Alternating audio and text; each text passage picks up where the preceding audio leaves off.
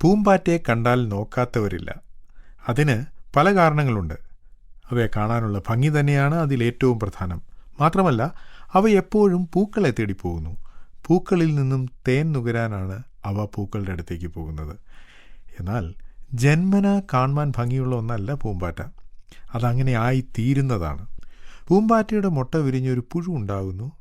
ആ പുഴു ചെടികളുടെ ഇലകൾ തിന്ന് നശിപ്പിക്കുന്നതാണ്. അതിനെ കാണാൻ ഒരു ഭംഗിയുമില്ല എന്ന് മാത്രമല്ല, അത് ഇലകളെ നശിപ്പിക്കുന്നതാണ്. അതിൻ്റെ ഭക്ഷണം ചെടികൾ. അല്പം കഴിഞ്ഞ് ആ പുഴു സമാധിയിലാകുന്നു. ആ സമയത്ത് പുഴുവിനേക്കാൾ വൃത്തികെട്ട രൂപമായിരിക്കും അതിന്. ഇതുവരെ യാതൊരു ഭംഗിയുമില്ലാത്ത രൂപമായിരുന്നു പൂമ്പാറ്റയ്ക്ക്. എന്നാൽ ആ പൂമ്പാറ്റ സമാധിയിൽ നിന്ന് പുറത്തു വരുമ്പോൾ അതിമനോഹരമായ ചിറകുകളുള്ളതും പറന്നു നടക്കുന്നതുമായ ഭംഗിയുള്ള ചിത്രശലഭം ഉണ്ടാകുന്നു. ചിത്രശലഭം എപ്പോഴും പൂക്കളുടെ അടുത്തായിരിക്കും. ആ പൂക്കളിൽ നിന്നുള്ള തേൻ മാത്രമേ ഇപ്പോൾ പൂമ്പാറ്റ ഭക്ഷിക്കാറുള്ളൂ. നേരത്തെ ചെടിയെ നശിപ്പിച്ച് ഇലകൾ തിന്നുകൊണ്ടിരുന്ന പുഴുവാണ് ഇപ്പോൾ പൂമ്പാറ്റയായിരിക്കുന്നത്.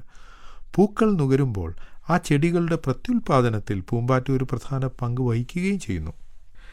ചെടികളെ നശിപ്പിച്ചിരുന്ന പുഴു ഇപ്പോൾ അതേ ചെടികളിൽ ഫലമുണ്ടാക്കുവാൻ സഹായിക്കുന്ന പൂമ്പാറ്റയായി മാറി. അപ്പോസ്തലനായ പൗലോസ് കൊരിന്ത്യർക്ക് എഴുതിയ 2-ാം ലേഖനത്തിൽ ഇങ്ങനെ പറയുന്നു: ഒരുത്തൻ ക്രിസ്തുവിലായാൽ അവൻ പുതിയ സൃഷ്ടിയാകുന്നു, പഴയത് കഴിഞ്ഞുപോയി, കണ്ടാലും എല്ലാം പുതുതായി തീർന്നിരിക്കുന്നു. ക്രിസ്തുവിലാകുന്നതിനു മുമ്പ് ഒരു വ്യക്തിയുടെ ജീവിതത്തിന് ഭംഗിയോ ആകർഷണമോ ഇല്ലായിരുന്നു. തൻ്റെ ചുറ്റും നാശം വിതച്ചുകൊണ്ടാണ് താൻ ജീവിച്ചിരുന്നത്, പുഴു ഇലകളെ നശിപ്പിച്ചതുപോലെ. എന്നാൽ ആ പുഴു ഒരു പൂമ്പാറ്റയായി പുതിയ സൃഷ്ടിയായി മാറിക്കഴിയുമ്പോൾ അതിൻ്റെ രൂപം മാത്രമല്ല മാറുന്നത്, അതിൻ്റെ വിശപ്പിന് വ്യത്യാസമുണ്ടായിരിക്കുന്നു. ഇലകൾ കഴിച്ചിരുന്ന പൂമ്പാറ്റ ഇപ്പോൾ തേനു വേണ്ടി ആഗ്രഹിക്കുന്നു.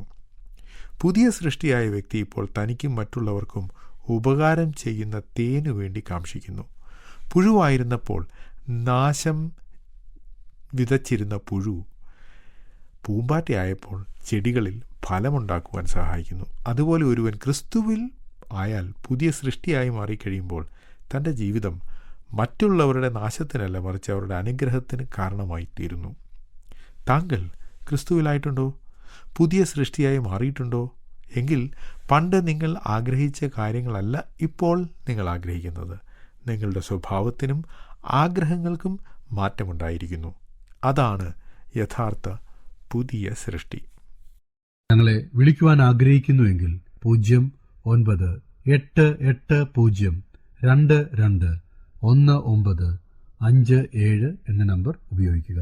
എല്ലാ ബുധനാഴ്ചകളിലും വെള്ളിയാഴ്ചയും രാവിലെ 11 മുതൽ 12 മണി വരെയുള്ള സമയം ഞങ്ങൾ നിങ്ങൾക്കായി പ്രാർത്ഥിക്കുന്നു. പ്രാർത്ഥനയ്ക്കായി വിളിക്കേണ്ട ഫോൺ നമ്പർ 079960010203.